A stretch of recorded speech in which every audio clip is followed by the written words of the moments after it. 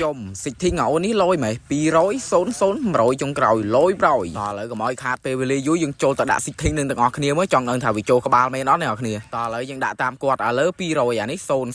nó trong còi đạm rồi ba này nọ kia đã tam quạt đó pi rối xốn rồi trong còi nhom phò tao xôm xịt thiên na trôi có ba lại đôi mốt mà ấy pro ní từ lẹ xịt thiên mói chùm ơi nhom từ ban ngọt kia chọn đơn thảo vì trôi có ba lót dương trôi từ tay hào vẹo mùi smart đi rồi tao lại kia dương chăm mơ mới chọn đơn thảo xịt thiên quạt đang chụp ba mấy nó quạtของมันក្នុង TikTok ខ្ញុំអីចឹងតើឥឡូវយើងទៅបាញ់ក្បាលអាប៉ែនោះបបែកទាំងអស់គ្នាម៉ែសិទិញថ្មីបាទសិទិញថ្មីបាទឯងត្រៀមបែកក្បាលហើយទៅឯង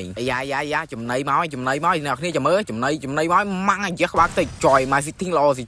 ចយអេមតើប្រូអេមតើតែសិទិញល្អហើយតែចូលមកតេះអាវៈនេះអ្នកគ្នាចាំមើលកន្លែងនេះអាប៉ែនោះបុកធីមឯណាសាំចយយីខំដាក់សិទិញមកបាញ់ក្បាលអាប៉ែនេះបុកធីមឯណាសង្ស័យតាអាប៉ែនេះប្រហែលជាស្គាល់ខ្ញុំព្រោះអីខ្ញុំល្បីដែរយឹសល្បីដែរ